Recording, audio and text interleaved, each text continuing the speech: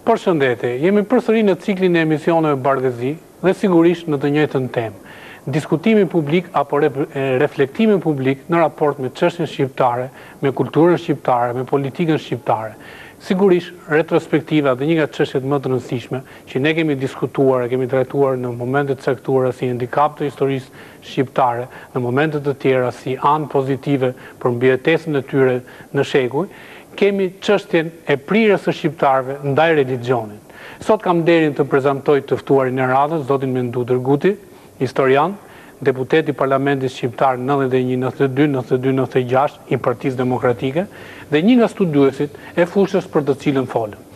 Zoti Mendu, duke u falenderuar për pjesëmarrjen, kam dëshirë ta fillojmë me një periudhë të rëndësishme historike për raportin dhe për plasjen e shqiptarëve me fetë.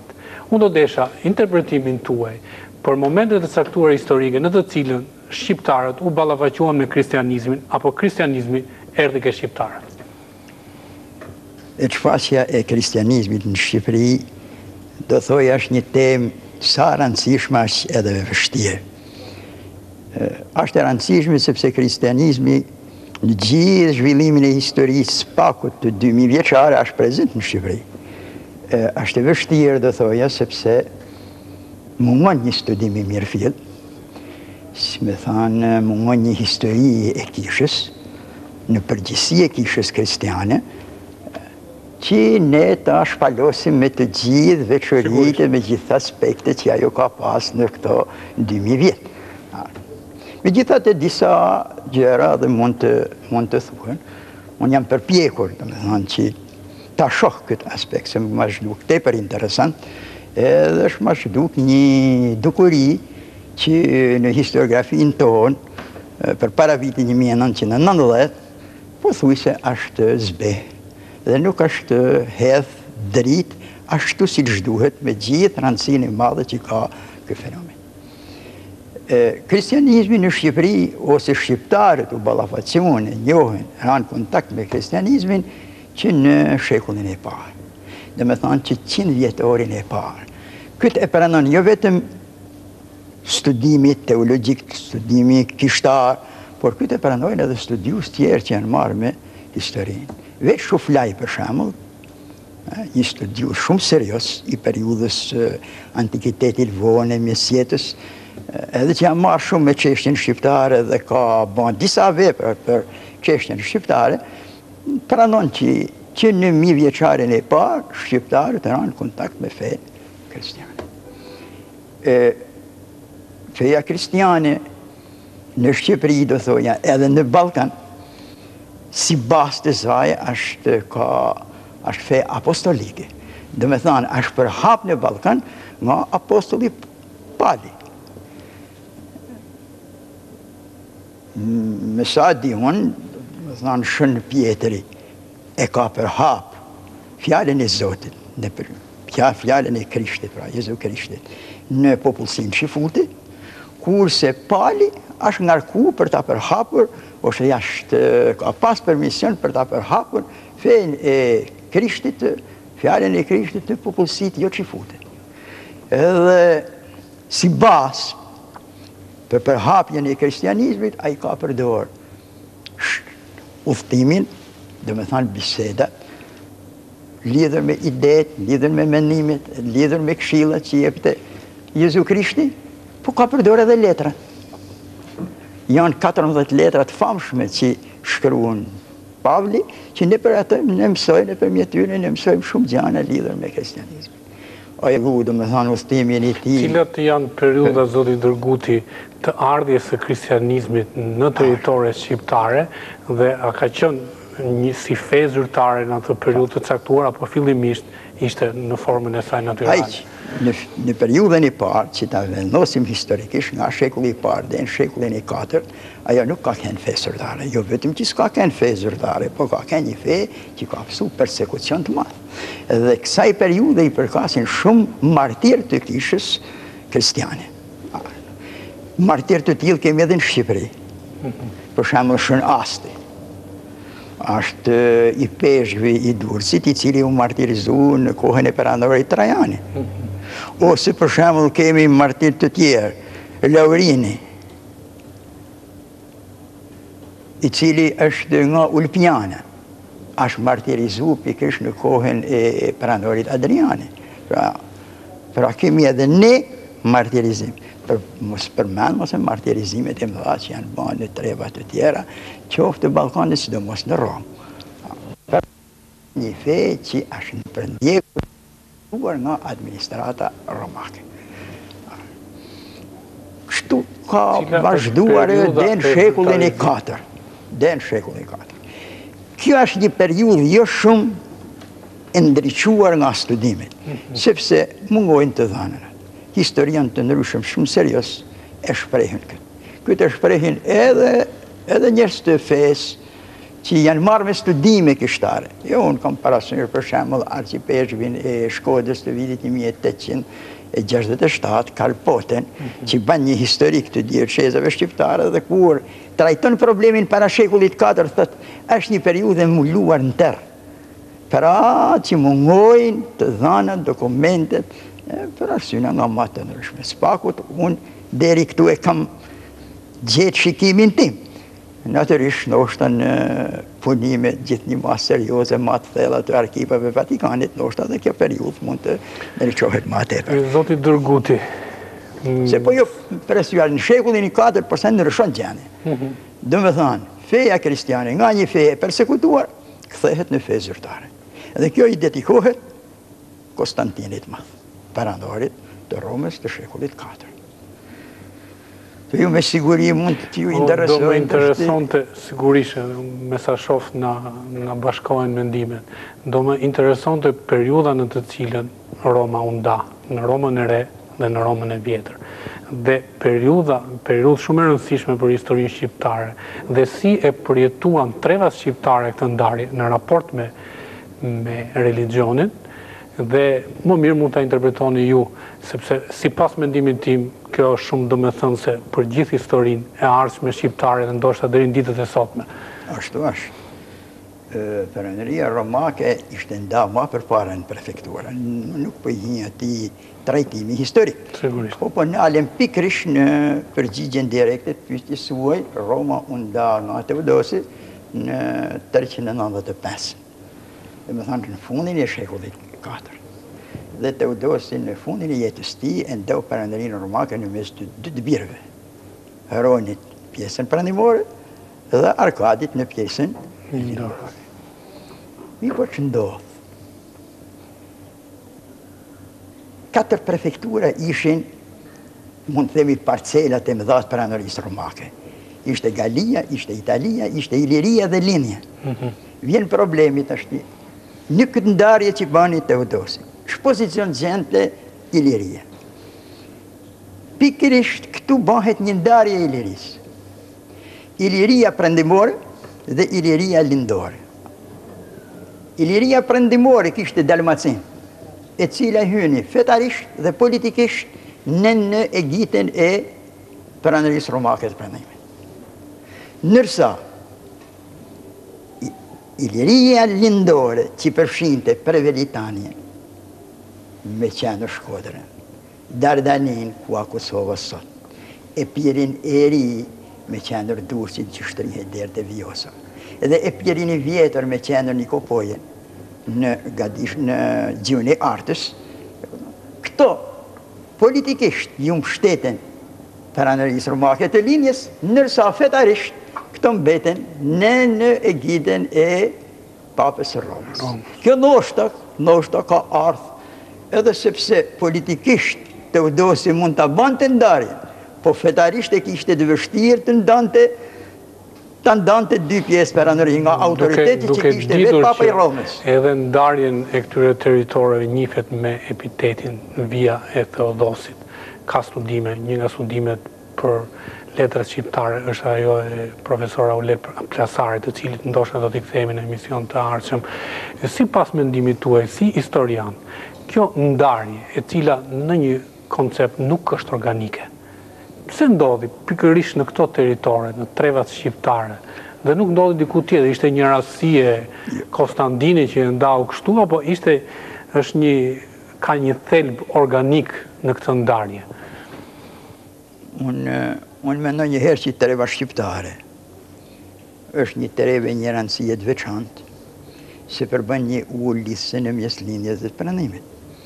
Dhe në çdo kohë, për mos me thonë edhe në kohë moderne, përsëri penetrimi në Ballkan nga ana, mund të themi unë, e brekut lindor të Adriatikut, përsëri i jep vlera strategjike pikërisht kësaj treve. Kam patur një koncepti historik, kam patur një kosto shumë të madhe për shqiptarët. Por leti kthehemi, zoti Ndërguti, konvertimit të shqiptarëve, me që jemi ke ndarja e perandorisë dhe ke qëndrimi i shqiptarëve nën konceptin e Romës nga pikpamja klerikale, pra e religiozit. Leti kthehemi periudhave historike në të cilat shqiptarët ishin katolik, më vonë u bën ortodoks apo anasjetat, dhe pastaj për të kaluar në konvertimin e fundit. Tani ndarjen në katolik dhe ortodoks lidhet me ndarjen e kishës të shekullit 11, dhe me thonë të vitit 1054. Megjithse ky vit nuk duhet për mua të konsiderohet si viti ndarjes. Ky është fundi një procesi. Procesi i cili kishte lind qysh me ndamjen e perandorisë romake, pra që në shekullin 4, ishte një proces që ecste, pra mund të themi embrioni i këtij procesi kishte filluar në shekullin 4, edhe pastaj ai kishte shku duke derisa mbi në fara, edhe mbirja, ndarja u bën në shekullin 11. Pra gjatë gjithë kësaj periudhe, mund të themi i takon 6 shekuj, rivaliteti në mes kishës së lindjes dhe kishit pranimit ka qenë vazhdimisht prezent dhe në forma nga më të ndryshme aq shfaq. Edhe natyrisht kisha duke qenë se siç thamë më përpara, autoriteti papës mbeti në këtë territor. Dhe është e vërtetë ai autoritetin e ushtrohet edhe në të ardhunat, e ushtrohet edhe në gjyqjet, e ushtrohet edhe në terminologjinë, e ushtrohet edhe tek gjuha.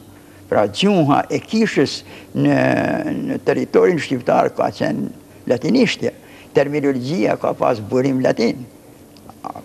Edhe veshufla i thët palci i kishës ka qenë roma dhe karakteri. Pra në inani, natyrisht, Patriarkana Stambollit kërkon të arriste influencën e vetë në Ballkan. Edhe për këtë përkrahje kishte perandore. Edhe këtu përplasen interesat e dy kishave për rritjen e jurisdiksionit tyne. Dhe kjo e ka bën shpeshherë papen që të bante edhe ndryshime. Ja të marrë unë një ndryshim të vitit 1022, pra këtë po themi të ndarjes. 1022 papa fuqizon në veri pikën e Raguzës dhe e bën qendër shumë të fuqishme klerikale për Ballkanin. Edhe heq dy i peshni, si që ishin Tivari dhe Ulqini, dhe jam shtetë Raguzës, dhe ja heq Durrësin. Pse? Sepse Durrësi hynte shpeshherë në influencën e kishës së lindjes.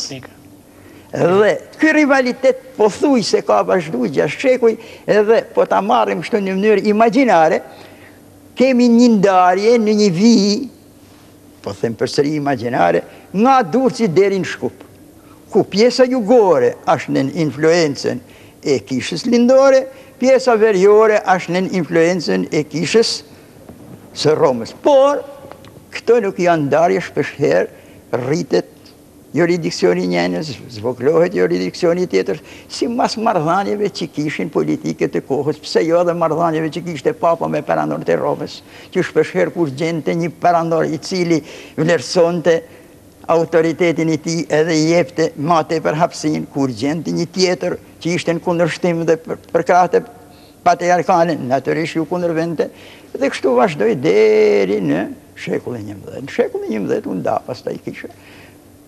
Edhe kisha natyrisht lindore quajtej veten kisha ortodokse, kisha pastër, kisha pranimore quajtej kisha katolike universale.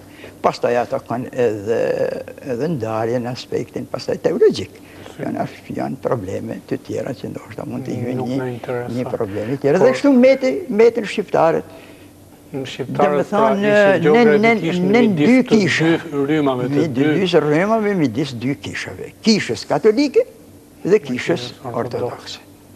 Dhe kështu ato vazhduan pastaj si u përcol kjo periudhë ndoshta nëse rast se ka studime në përqindje ke shqiptarë në ato vite. Zorqe është por ajo ka pësu një fluktuacion të madh, sepse Shqipëria nuk ishte vend i qetë.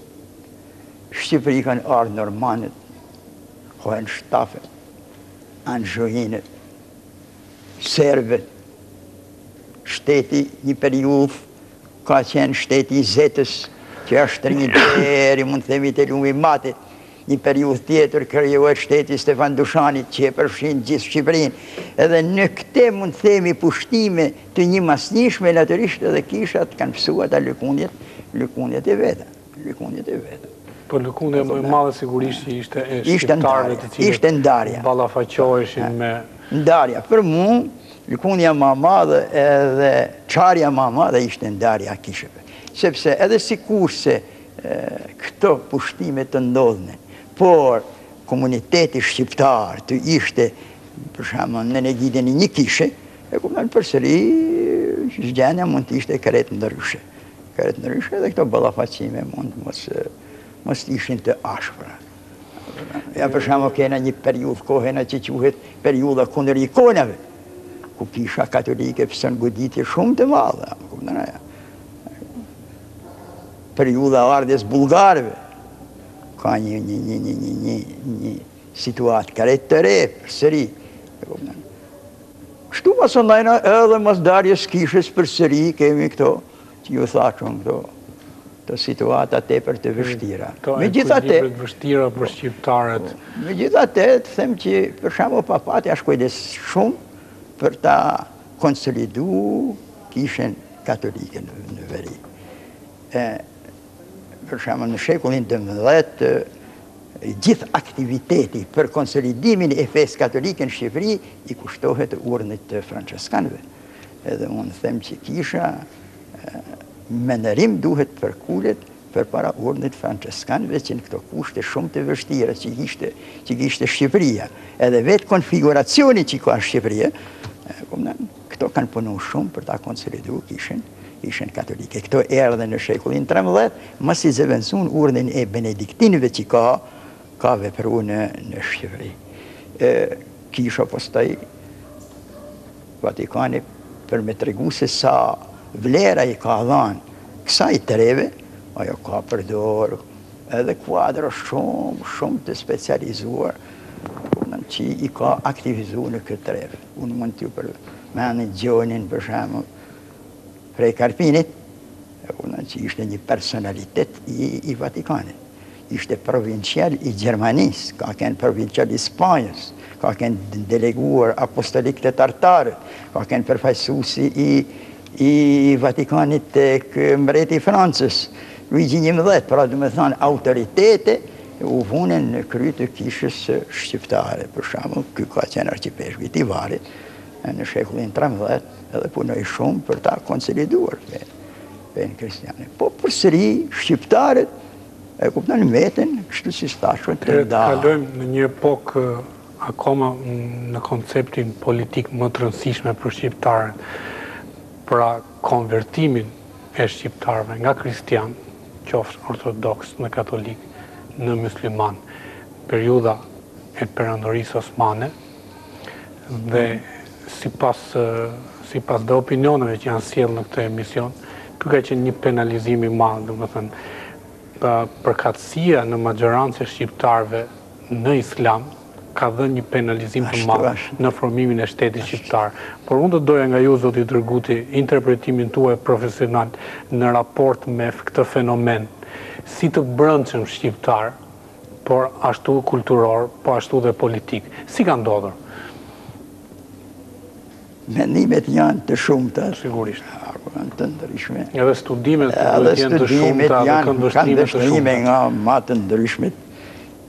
Po të shfletohen librat e historisë shkollore, për shembull, aty ku merret edhe edukata e mirëfillt, me thënë shkencore, edhe ku formohet njeriu, formohet qytetari, Këtë konvertim e lidhin ma tepër me efektin e pushtimit edhe të ushtrimit të dhunës, të këthimit me detyrim të shqiptarëve, të këtë konvertohen nga në fenë katolike në fenë muslimane ose islame.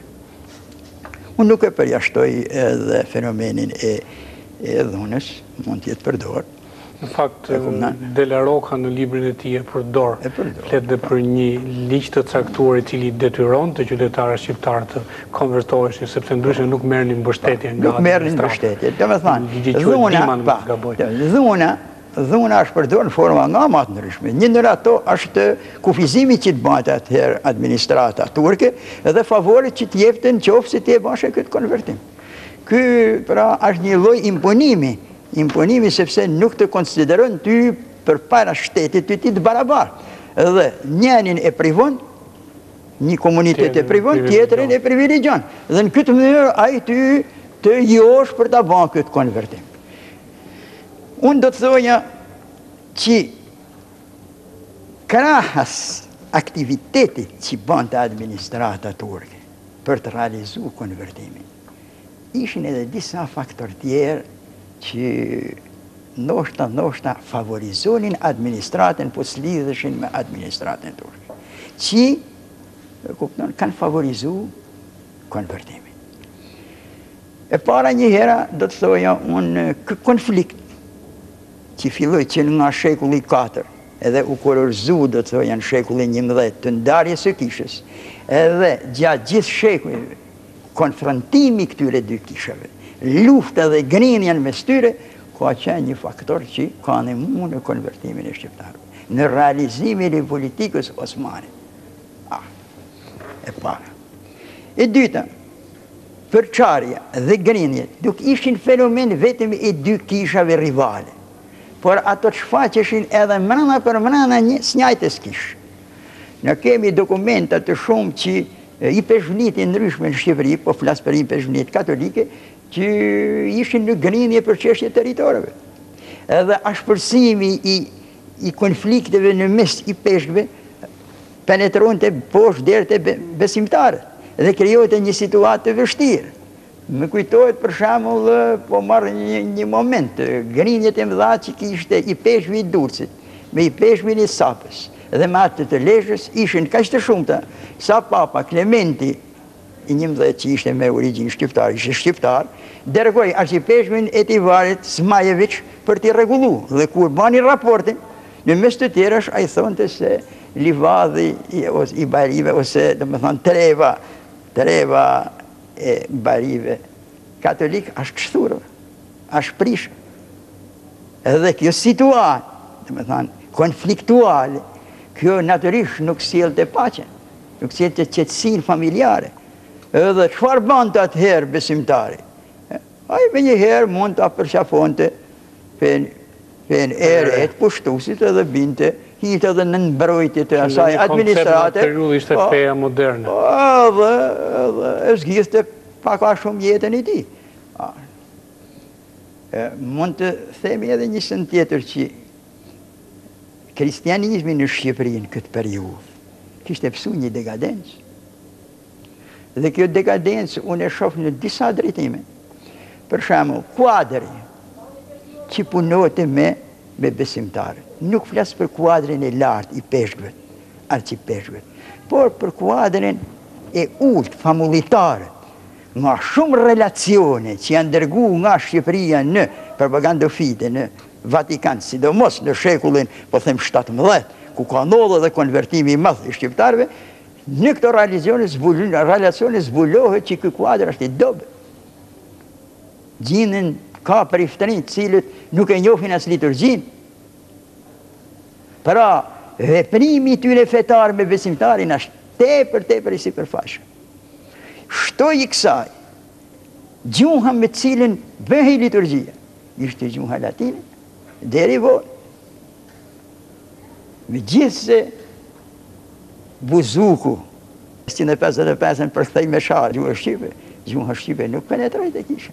Dhe kemi ankesa të mëdha të ikpeshkëve tonë që për mua janë profesor fuqishëm të çështjes kombëtare shqiptare, si sa Shbudi, Bogdani e tjerë, të cilët me letrat tyne kërkonin që edhe të hapen seminare për me mësu priftrit gjuhën Shqipe, që ajo të predikohet në gjuhën e vendit. Vetëm e vetëm që të lidhet sa ma tepër me besimtarit. Dhe kjo gjë natyrisht duke mos u bën për një periudhë gjatë kohë, krijoi patjetër ka krijuar një besim që nuk arriti të kthehet ndoshta në një ndërgjegje të thellë të shqiptarit. Dhe të duke mos e pas këtë ndërgjegje të thellë, atëherë natyrisht konvertimi bëhet ma lehtë. Bile Dorhami në një vend thotë që kryqi në Shqipëri shifej në çdo fshat ma e kulmit shtëpis, tek dera shtëpis. Kryqi bëhet sa fillon me hangër. Kryqi shkruhet si tatuazh në dorë. Kryqi vehet edhe në qafë. Megjithatë, këto njerëz shumë pak dinë nga kristianizmi i vërtet. Dërguti, doja të bëj edhe një pyetje konkrete. Duke parë se feja... Nuk e përfullova këtë. Ka dhe faktor tjerë. Ashtë faktori për shembull ekonomik. Natyrisht shqiptari është i vorfër. Vetë konfiguracionin cilën ne shohim a Shqipëria, është vend malor, 2/3 malor, edhe nevojën për praktike me pas një mbështetje ekonomike ka pas. Prandaj joshja ekonomike ka baqi edhe ta bajnë konvertimin. Vilem Mithat Frashëri tregon një si anekdot, i tha një shqiptarit në Stamboll, a do të shkosh në Ferr? Dhe i tha, sa është rroga? Në këtë dritë vështrimi, zoti Dërguti, unë do bëja një pyetje të drejtë për drejtë. Duke parë se religioni në kulturën, në historinë shqiptare, ka ardhur me kultura të huaja. Dhe duke ditur, kjo është e vërtetuar katësisht, që religioni është përdorur historikisht nga politika. Dhe duke qenë e tillë, ndoshta kjo i ka shtyrë shqiptarët që ta shohin si një gjë dytësore dhe jo si parsore siç kanë parë kombësinë. Duke u kthyer dy periudhave të rëndësishme të historisë shqiptare, periudhës së Ahmet Zogut, i cili e ndau fen nga shteti nëpërmjet një ligji të caktuar, dhe periudhës së Enver Hoxhës, i cili e abrogoi të tërë fen. Ju si e shikoni këtë reagim të shqiptarëve ka si feve të ndryshme, si në një koncept të caktuar pozitiv, apo si një fenomen natyral i ndodhur për arsye objektive? Apo si dhe negativ, si që ka dhe kënd vështrime të caktuar? Unë gjendjen, dhe me thane, konfesionalet të Shqipërisë, gjendjen me tërbesime të Shqipërisë, unë e shoh si një fenomen historik që ka ardhur me vetë historinë shqiptare. Ne nuk kena mujtë që të shpëtojmë këtyne fenomeneve. As nuk kemi kënë në një fuqi e konsolidume që atë përballojmë për shembull një diçka që ta vlerësojmë në interesin tonë. Ne gjithmonë kemi kënë, jemi në nështrua asaj historie që e kanë bërë ato peranori pjesë cilës kena kënë. Ne qemi pjesë të peranorisë romake, ne qemi pjesë të peranorisë bizantine, pastaj erdhëm u bëmë pjesë të peranorisë turke, me gjithë rezistencën tonë, që është për tu, do me thënë, është një fenomen historik që ndarohet nga gjithë bota, rezistencën e Skënderbeut, 25 vjeçar përsëriti u bane pjesë e peranorisë turke. Pra nuk ishte vullnetet tuja, as prirjet tuja, që të çuan ty në këtë realitet. Por qenën rrethanat historike që erdhen. Tash ti vjen problemi që ti dole si shteti pamvarur. E krijove pamvarësinë tënde. Edhe si duhet ta ndërtosh të shtetin, politikën, në këtë përbamje të popullsisë me tërbesimin. Unë nuk po e trajtoj problemin thjesht si shqiptar, po pa trajtoj si fetar. Unë nuk shoh, as nuk kam pa në një libër fetar, i cili hedh sharje, ata në mon një libër fetar për me mprojt librin e vetë. Për kundërzën e të gjithë librat fetare, unë shoh se kërkohet, respektohet feja tjetër. Edhe ndërtimi i shtetit, cilin e bën politika, me problemin e fesës, unë arsyetoj që ata duhet jenë dy gjëra krejt të shkutën. Në fakt, dhe nuk ka arsye. Realiteti tregon që nuk është kaq e thjeshtë dhe kjo ndarje ndonse ekziston juridikisht de facto. Unë e kuptoj që janë tjetër dukuri, edhe në shtetet rreth rrotull në ka dukuri të tjera, por ne po trajtojmë tani problemin kështu në mënyrë objektive si duhet jetë. Unë bile jo me Kotrilina si tanë, e kupton, e kanë pa këtë problem. Edhe jo me Kotrilina si tanë, venin, jo se ishin afetar, kur thonin feja shqiptarit a shqiptaria, jo se mu holin fe, unë nuk e kuptoj kështu. Ato me këtë dolin që të krijojnë një bashkësi shqiptare për realitetin shqiptar që ekzistonte. Në mënyrë që shqiptarët në asnjë mënyrë nuk duhet që të krijojnë për çarin. Përkundrazi, ato ishin gjithë shqiptar, pra ishin gjithë vëllezër, ishin banor të një vendit, flitshin të njëjtën gjuhë, edhe kishin kriju pothuajse kulturën shqiptare. Pavarësisht nuancat pasaj që jepte njëna, tjetra apo tjetra dhe influencët që kishin, po s'pakut kultura shqiptare. Edhe unë mendoj se në kohën e mbretërisë shqiptare është bërë një punë shumë e mirë për çështjen e krijimit të shtetit shqiptar, për respektimin e feve, për të mbështetur zhvillimit e institucioneve fetare. E kupton, dhe unë kështu e mendoj shtetin, që ai duhet të respektojnë institucionet fetare, të mbështesin që zhvillohen ato. Edhe sipas studiosëve të ndryshëm, një nga arsyet që Ahmet Zogu e bëri këtë gjë, sepse vinte re që kishat e ndryshme kishin një subvencion të caktuar ekonomik të vendeve përkatës dhe sillnin probleme. Po në konceptin, në periudhën e Enver Hoxhës, e cila ka një domethënie të një këndvështrimi tjetër, sipas mendimit tuaj, ajo që bëri Enver Hoxha që abrogoi kishën, ishte që gjithë pushtetin e kishës ta kalonte ke vetja, apo që të ndante prirjen e shqiptarëve ndoshta nga perëndimi, po qoftë edhe nga lindja? Tani, të dy këto elementa që thatë mund të ekzistojnë, po unë shtoj një element të tretë. Ai donte ta zhveshte krejtësisht moralisht shqiptare. Dhe shqiptarit kishte një moral. Kishte socializmin dhe komunizmin dhe triumfin e tij në shkallë botërore. Ja ky aparimi i kohës. Dhe këtë parim niste Enveri.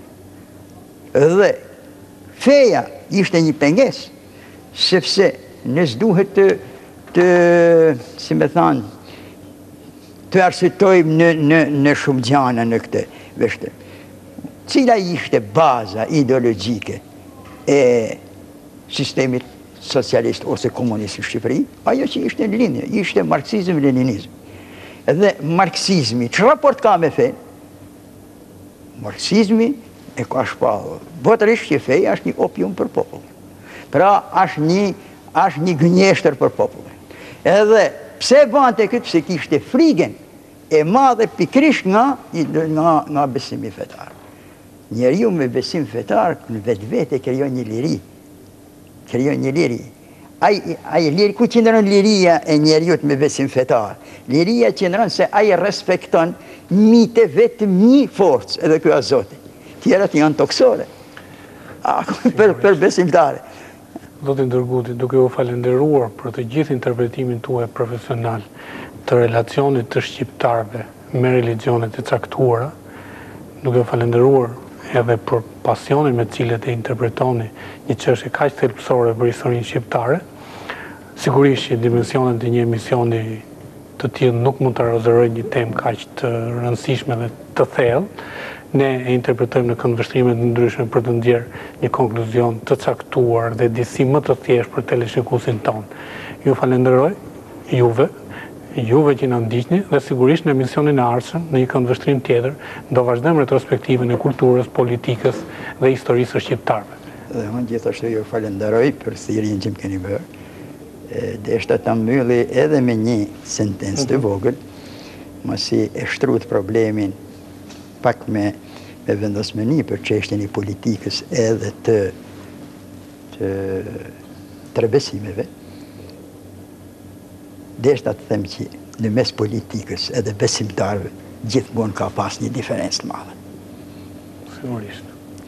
Aq sa këtë problem politika ka shku duke mpre, edhe duke bën çara, aq besimtarët shqiptar kanë shku duke mbledhur, edhe duke shndërruar në një qëndrueshmëri të jetës tyre. Edhe fakt për këtë është populli shqiptar, fakt për këtë është qyteti im i Shkodrës. Ju faleminderit. Faleminderit dhe juve. Nuk shkoj.